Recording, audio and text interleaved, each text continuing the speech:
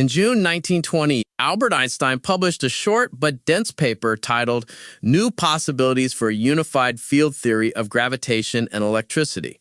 It represents a pivotal moment where one of history's greatest minds attempted to bridge the gap between the two fundamental forces known at the time.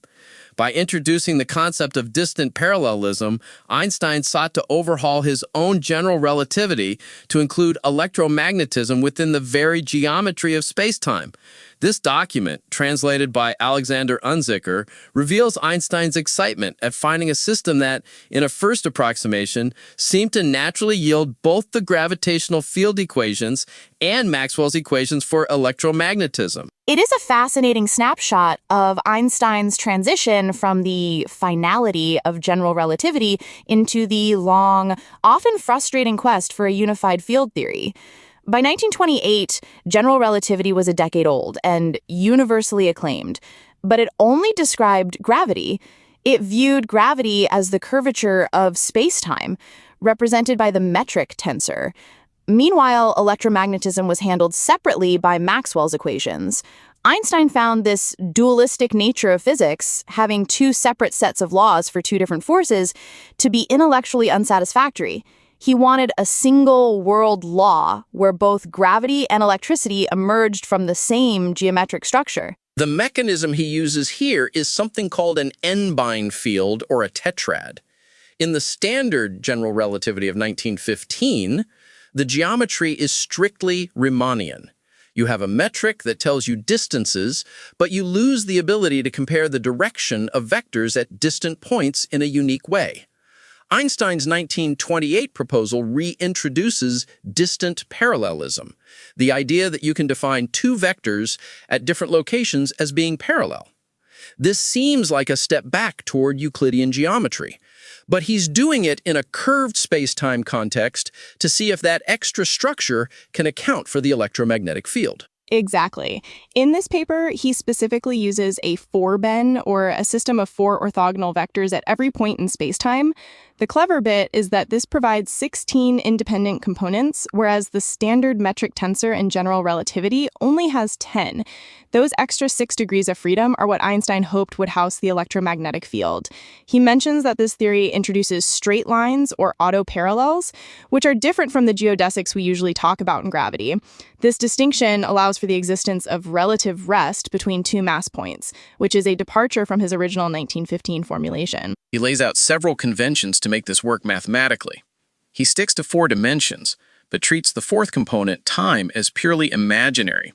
This is a bit of a mathematical relic from the early days of Minkowski space, often used to make the Lorentz transformations look like simple rotations in 4-dimensional space. While he notes he could have used the modern signature for the metric, he chooses the imaginary fourth component to maintain a direct connection to the formalisms he was used to. The heart of the paper is the basic field law, derived from a Hamiltonian integral. He proposes that the variation of this integral must vanish, which is the standard way physicists derive field equations. The Hamiltonian he chooses is a specific combination of these tetrad fields and their derivatives. He defines a quantity, let's call it phi, which he identifies with the electromagnetic potential. He then demonstrates that if you assume the field is, quote, purely gravitational, end quote, this phi vanishes. This creates a clear, albeit perhaps arbitrary, boundary between the two phenomena within a single geometric framework. One of the most striking claims he makes is that this theory yields the field equations of gravitation and electromagnetism in a very simple and natural manner in the first approximation. For a listener who isn't a physicist, first approximation basically means looking at the equations when the fields are very weak, like the gravity of a small planet, or a weak electric field. He shows that when you linearize these complex equations, they split perfectly into the linearized Einstein equations for gravity and Maxwell's equations for light and electricity. That was the eureka moment for him in this specific paper. By performing the variation, he gets 16 equations for those 16 tetrad components. Through some algebraic manipulation, adding and subtracting these equations, he recovers the Ricci tensor vanishing, which is the vacuum field equation for general relativity. Then, by taking the divergence of his other terms, he arrives at the wave equation for his phi field, which is essentially the vacuum version of Maxwell's equations. It seemed, at least for a moment in 1928, that he had won. But there's a tension here that we have to address. If this were the final answer, we wouldn't still be talking about the search for a unified field theory today. Einstein himself acknowledges some uncertainty in a note added during the proofing stage. He mentions that there's a certain insecurity regarding the choice of H, the Hamiltonian. He realized that the specific mathematical form he chose wasn't the only possibility. This suggests that even as he was publishing, he knew the foundation was a bit shaky. The larger problem, which became clearer later, is that this theory of distant parallelism, or teleparallelism, didn't easily account for how matter, like electrons, actually behaves. In general relativity, the metric doesn't just describe gravity, it dictates how matter moves. In this new theory, the relationship between the tetrad field and the motion of charged particles wasn't as clean as the first approximation suggested. Furthermore, the theory struggled to produce the Schwarzschild solution, which is the standard description of a spherical mass like a star or a black hole, in a way that felt physically consistent with the electromagnetism side. It's also worth noting the historical context of 1928. This was the same period when quantum mechanics was exploding. Heisenberg, Schrödinger, and Bohr were defining a completely different way of looking at the world based on probability and wave functions. Einstein's approach here is purely classical. He's trying to solve the universe using the geometry of a smooth manifold, while the rest of the physics community was moving toward the discrete and the uncertain. This paper shows Einstein doubling down on his belief that God does not play dice, and that the universe must be fundamentally geometric. That refusal to engage with the quantum reality is why many of his contemporaries, like Wolfgang Pauli, were quite critical of these unified field attempts. Pauli famously referred to Einstein's work in this period as ephemeral, suggesting that Einstein was chasing a ghost. Yet there is a modern legacy to this. Teleparallel gravity, using the torsion of space-time rather than its curvature, is actually a legitimate area of research today. Some modern theorists use versions of these ideas to explore dark energy or alternative gravity models, though they've moved far beyond Einstein's initial 1928 formulation. Einstein mentions that the separation of the gravitational and electromagnetical field seems, however, arbitrary. That's a profound philosophical statement. He's arguing that what we perceive as two different forces are just different flavors of the same underlying geometric distortion. If you look at the equations he presents, specifically equations 7 and 9 in the paper, he's showing how they interlock. The electric field doesn't just sit on top of the gravitational field, it's woven into it. He also points out something quite technical but important. The electric field enters the field equations linearly, not quadratically, in this approximation. In standard general relativity, if you want to include an electromagnetic field, you have to add its energy-momentum tensor to the right side of the equation. That energy-momentum tensor is quadratic in the field strengths. Einstein's new theory changed that relationship, which he found remarkable, even if it ultimately didn't lead to a lasting physical model. So we have a document that is both a triumph of mathematical intuition and a cautionary tale about the limits of that intuition. Einstein was able to derive the two most important field theories of the 19th and early 20th centuries from a single starting point.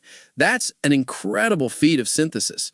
But the fact that he was working with first approximations and expressed insecurity about his starting Hamiltonian shows he was aware of the gaps. It really highlights his persistence. He wasn't satisfied with the success of general relativity because he felt it was incomplete. He was willing to risk his reputation on these highly abstract geometric theories, even when the rest of the physics world was looking elsewhere. This paper is a primary source for that transition. It shows him using the n-bine, or tetrad, as a tool to expand the vocabulary of spacetime. Even if the teleparallel approach isn't how we view the four fundamental forces today, it paved the way for higher dimensional theories and and the gauge theories that eventually became the standard model. If you look at the math he used, the way he handles the indices and the variations, it's extremely elegant. He's trying to simplify the world law. He even suggests that this theory could substitute the theory of general relativity in its original form. That's a massive claim. He's essentially saying, I might have found something better than my own greatest achievement. It takes a certain kind of intellectual courage to try and replace your own masterpiece. And yet, the 1928 theory didn't stick. Within a few years, Einstein moved on to other versions of a unified field theory, including ones with 5 dimensions or non-symmetric metric tensors. This paper represents one possibility among many that he explored. It serves as a reminder that science isn't just a series of correct answers. It's a series of models that we test, refine, and sometimes discard. Einstein's failed theories are often more mathematically sophisticated than most people's successful ones. What I find interesting is how he defines the pure gravitational field as one where the torsion-related quantities vanish. It implies that gravity is the base state of geometry, and electricity is an extra layer of complexity added on top of that base state. It's a very hierarchical way of looking at the forces, which is different from how we think about the grand unified theory today, where we usually think of all forces being equal and symmetric at very high energies. That's a great point. He was trying to geometrize physics. To Einstein, if you couldn't see it as a property of space and time, it wasn't fundamental enough. This paper is the height of that geometrization project. He was using every tool in the differential geometry toolbox, tetrads, distant parallelism, Hamiltonians, to force the universe to be a single elegant shape. Even though we now know we need quantum field theory to describe these things accurately, his 1928 paper remains a masterclass in how to think about the deep unity of nature. It's a dense read, and as Unzicker's translation shows, the notation could be a bit tricky, especially with the use of imaginary time coordinates. But the core ambition to find one equation that rules it all is as alive today in the search for string theory or loop quantum gravity as it was in Einstein's office in 1928. He set the goalpost for what a final theory of physics should look like, a single geometric framework where all forces emerge naturally. In the end, this paper didn't provide the new possibilities he hoped would revolutionize the field overnight, but it did introduce the tetrad formalism into mainstream physics, which is now an essential tool for dealing with fermions in curved spacetime. It's a classic example of a productive mistake. Einstein didn't unify gravity and electricity here, but he developed the mathematical language that others would use for decades to come. It's incredible to think that even in his unsuccessful attempts, he was still defining the frontier. He wasn't just looking for a solution, he was looking for the most beautiful solution. And even if 1928 wasn't the year he found it, the rigor and the vision in this paper show exactly why his influence remains so pervasive. It really does. This work reminds us that the quest for a deeper understanding of the universe often involves taking bold steps into the unknown, even if they don't always lead where we expect. Einstein's willingness to question his own revolutionary theories is perhaps the most enduring lesson of all. You're trying to describe the shape of the world using only a single heavy ruler that refuses to bend. For a long time, that's essentially how we tried to understand gravity.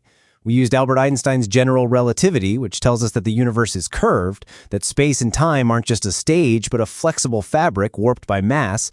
It's an incredibly successful model, but it's not the only way to tell the story. In 1928, Einstein himself got bored with his own masterpiece and started looking for a different way to measure the cosmos, a concept he called distant parallelism, or Fernparallelismus in his native German.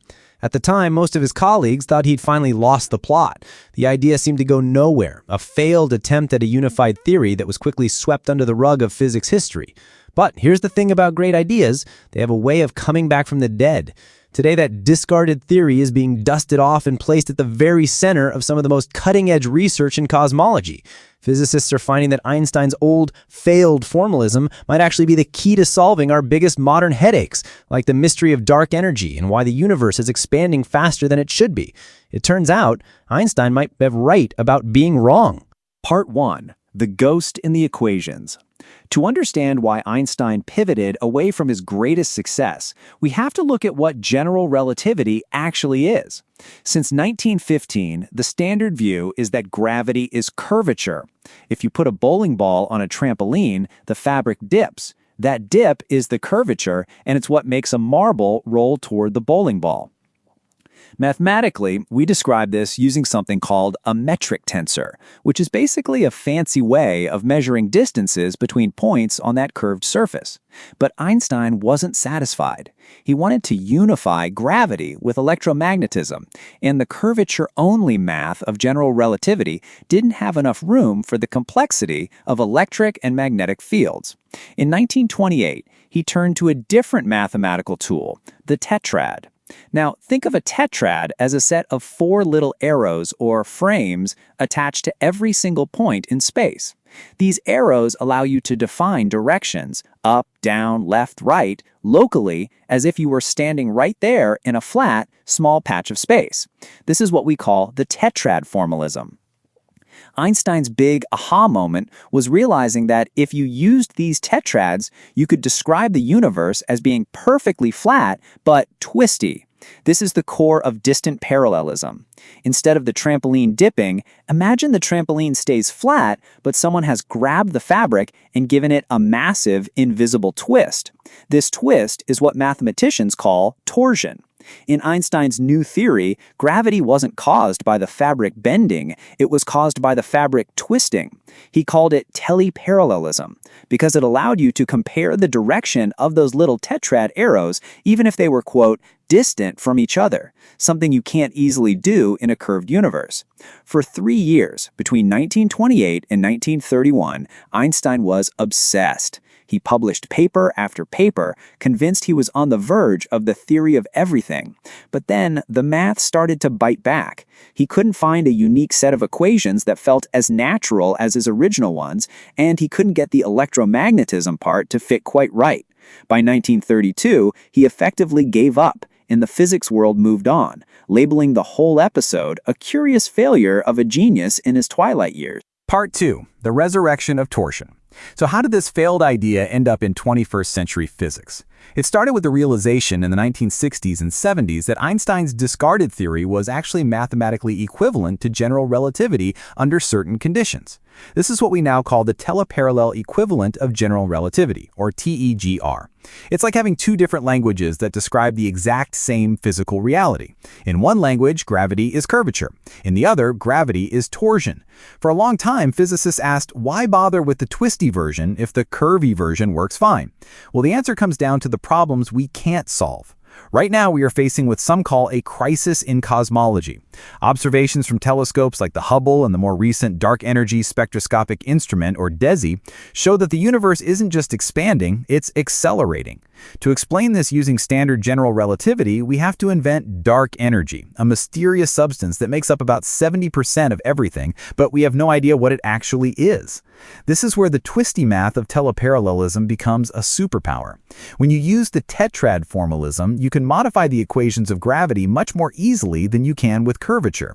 There's a popular new model called F of T gravity, where T stands for torsion, that acts like a playground for theorists. Instead of adding a mysterious dark energy fluid into the universe, physicists are finding that the acceleration might just be a natural property of how space-time twists. A study published in the journal Physical Review D in early 2025 by researchers like Rocco D'Agostino showed that these teleparallel models can actually fit our observational data from supernova to the cosmic microwave background better than the standard dark energy model in some cases. By changing the F in F of T, which is just a mathematical function of that twistiness, we can simulate a universe that speeds up its expansion perfectly without ever needing to invent an invisible force. It turns out that by going back to Einstein's 1928 failure, we might be finding a way to explain the cosmos using only the geometry of spacetime itself. Part 3. The search for new physics. We aren't just talking about chalkboard math anymore. We are getting ready to test these twisty ideas in the real world. One of the most exciting developments is a proposed NASA mission involving a spacecraft tetrad. The idea is to fly 4 small spacecraft in a perfect tetrahedron formation through our solar system. By using lasers to measure the distances between these 4 points with incredible precision, scientists hope to see if gravity behaves exactly like Einstein's 1915 theory predicts, or if there's a tiny, subtle twist that the old theory missed. If we find even a microscopic deviation, it would be a smoking gun for the kind of alternative gravity models Einstein was playing with in 1928. This research is also helping us tackle the Hubble tension, a major disagreement in physics where different ways of measuring the expansion of the universe give different results. Some recent papers, including work published in Annalen der Physik in 2023, suggests that non-metric gravity, a cousin of teleparallelism, can resolve this tension by allowing the expansion rate to change more naturally over time. It's a bit like finding out that the heavy ruler we were using to measure the world was slightly warped all along, and once we account for the twist, everything finally lines up. It's fascinating to think that Einstein's tetrad formalism, which he thought was a dead end, has become the primary tool for physicists trying to move beyond him. We are using his own discarded notes to build the map for the next generation of discovery. It reminds us that in science, a failed theory isn't always a mistake. Sometimes it's just a tool that was waiting for the right problem to come along. We are finally living in the era where Einstein's 1928 vision is being put to the ultimate test, and it might just change our entire understanding of what the universe is made of. New possibility for a unified field theory of gravitation and electricity. Albert Einstein translation by Unzicker, June 14, 1928. Some days ago I explained in a short note in this proceedings how by using an n-beam field a geometric theory can be constructed that is based on the notion of a Riemann, metric, and distant parallelism. I left open the question, if this theory could serve for describing physical phenomena. In the meantime, I discovered that this theory, at least in first approximation, yields the field equations of gravitation and electromagnetism in a very simple and natural manner. Thus it seems possible that this theory will substitute the theory of general relativity in its original form. The introduction of this theory has as a consequence the existence of a straight line. That means a line of which all elements are parallel to each other. Naturally, such a line is not identical with a geodesic. Furthermore, contrarily to the actual theory of relativity, the notion of relative rest of two mass points exists, parallelism of two line elements that belong to two different world lines. In order to apply the general theory in the described form to the field theory, one has to set the following conventions. 1. The dimension is 4, n equal to 4. 2. The fourth local component a -4 of a vector is purely imaginary, and so are the components of the fourth bine of the 4-bine, and also the quantities hand h. Of course, all the coefficients of 7, become then real. Thus, we choose the square of the modulus of a timelike vector to be negative. 1. The basic field law. For the variation of the field potentials h, or h, vanishing on the boundary of a domain, the variation of the Hamiltonian integral should vanish. 81. HDR equal to 0. H equal to AA, LA, with the quantities h equal to or GA defined in the EQNs. 9. 10. Lock it. The field H should describe both the electrical and gravitational field. A pure gravitational field means that, in addition to EQN, 1. To be satisfied the quantities. Vanish, which is a covariant and rotation invariant restriction. TR. Note. Such lines are nowadays called autoparallels. Instead of this one could define the square of the length of the local vector, a plus a plus a, and introduce Lorentz transformations instead of rotations of the local n-bine. In that case, all the h would become real, but one would lose the direct to the formulation of the general theory. Note. This refers to the session report of June 7, 1928. TR connection. There is still a certain ambiguity in interpreting, because one could characterize the gravitational field by a vanishing of, say, dH as well. 1. 2. The field law in first approximation. If the manifold is the Minkowski world of the theory of special relativity, one may choose the coordinate system in a way that h1 equal to h33 equal to 1h44 equal to j equal to 1 holds and the other h vanish. This system of values for h is a little inconvenient for calculations. Therefore, we prefer for calculations in this paragraph to assume the z coordinate to be purely imaginary then. The Minkowski world, absence of any field for a suitable choice of coordinates, can be described by HPA equal to 8 pascals. The case of infinitely weak fields can be described purposively by whereby the Ka are small values of first order, while neglecting quantities of third and higher order. One has to replace La with respect to 10 and 7a, allocates it by H equal to Kaksa, Okes Okal, the Tapsilon Mu Aza IZP. By performing the variation, one obtains the field equations valid in first approximation. KSO KPA Jakar plus KSB0. This are 16 equations for the 16 quantities KAG. Our task is now to see if this system of equations contains the known laws of gravitational and the electromagnetical field.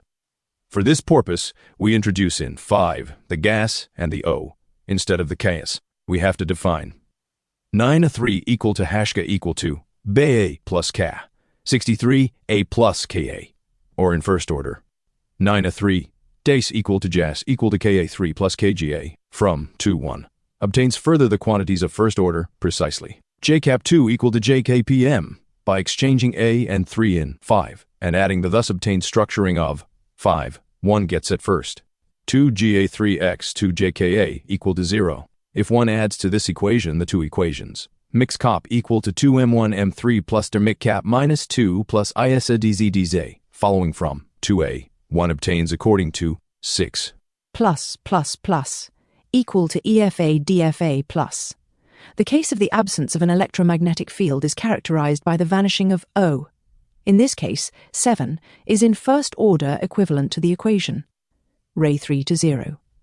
Naturally, between the field equations there exist 4 identities due to the general covariance. In the first approximation treated here, this is expressed by the fact that the divergence taken with respect to the index A of the LHS of 5 vanishes identically. 2. Used as yet in the theory of general relativity, Ross contracted Riemann tensor. With this it is proved that our new theory yields correctly the law of a pure gravitational field in first approximation. By differentiating of 2a by Ra, one gets according to 5 and contraction over a and 3 the equation mi, theta epsilon alpha equal to 0, taking into account that the LHS Lass of 7 fulfills the identity.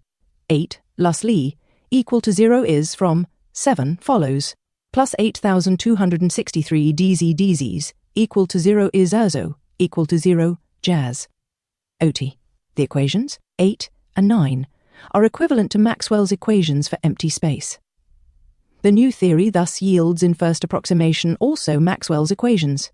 According to this theory, the separation of the gravitational and electromagnetic field seems however arbitrary. Furthermore, it is clear that the EQNs 5 tell more than the EQNs 7, 8 and 9 together. After all, it is electric field does enter the equations not quadratically. Remarkable that the field. Note added in proof. One obtains very similar results by starting with the Hamilton function. HH gug AA, thus there remains a certain unsecurity regarding the choice of H3.